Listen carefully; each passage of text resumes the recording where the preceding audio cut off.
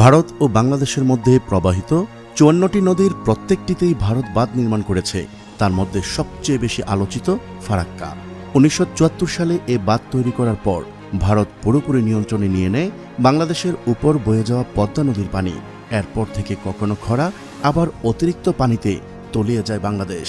কিন্তু আন্তর্জাতিক নদীতে একটা বাঁধ প্রতিবেশী দেশগুলোর জন্য কতটা ক্ষতির কারণ হয়ে দাঁড়ায়, এতদিন টের না পেলেও এবার হাড়ে হাড়ে টের পাবে ভারত। কারণ তিব্বতে নবম বাঁধ তৈরি করছে চীন, আর এর প্রভাব পড়তে পারে ভারতের উত্তর পূর্ব রাজ্যগুলোতে, দেখা দিতে পারে জল সংকট। কিন্তু চীনের এ বাঁধ কি শুধু ভারতেরই ক্ষতি হবে নাকি বাংলাদেশেরও, তা জানাবো আজকের এই ভিডিওতে। চলুন শুরু করা যাক। এশিয়ার অন্যতম বৃহৎ নদ ব্রহ্মপুত্রে বাঁধ নির্মাণ করছে চীন। চীন তার দেয়া বাঁধের কার্যক্রম চালু করায় ভারতের উদ্বেগ ও বিচলনের অবধি নেই। ভারত সীমান্ত থেকে ওই বাঁধের অবস্থান প্রায় ৫৫০ কিলোমিটার দূরে। ভারত এই ভেবে শঙ্কিত যে প্রকল্পটি চালুর ফলে শুকনো মৌসুমে ব্রহ্মপুত্রের পানি সংকট দেখা দিবে, আবার অসময়ে বাড়তি পানি ছেড়ে দেওয়া হলে ভারতে বন্যার তীব্রতা বাড়বে।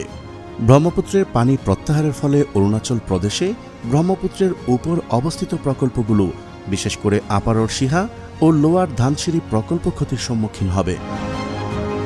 বাংলাদেশের শুষ্ক মৌসুমে পাওয়া পানির ৬০% আসে ব্রহ্মপুত্র নদ থেকে। জলবিদ্যুৎ প্রকল্পের জন্য জঙ্গ নদীর পানি প্রত্যাহার করা হলে ভারতের পাশাপাশি বাংলাদেশেও তীব্র পানি সংকট দেখা দিতে পারে। তাই চীনের সঙ্গে ভারতের এই পানির মামলায় ভারত বাংলাদেশকে পাশে চাইছে। কেন চাইছে এটা বুঝতে কারো অসুবিধা হওয়ার কথা নয়। ব্রহ্মপুত্র একটি আন্তর্জাতিক নদ, যা চীনের তিব্বত থেকে ভারত হয়ে বাংলাদেশের উপর দিয়ে প্রবাহমান। এই নদের উপর চীনের বাঁধ নির্মাণের ফলে পানি প্রবাহে কোনো ব্যাঘাত ঘটলে বা প্রবাহ হ্রাস পেলে ভারতের মতো বাংলাদেশও তার বিরূপ প্রভাব পড়তে পারে। এমন অবস্থায় বাংলাদেশ যদি ভারতের সঙ্গে হাত মেলায়, তাহলে তার মামলাটি আন্তর্জাতিক পর্যায়ে অধিকতর গ্রহণযোগ্যতা পাবে। চীনের বিপরীতে ভারতের অবস্থান হবে শক্তিশালী। তাই ভারত বাংলাদেশকে কাছে টানতে চাইবে, সেটাই স্বাভাবিক।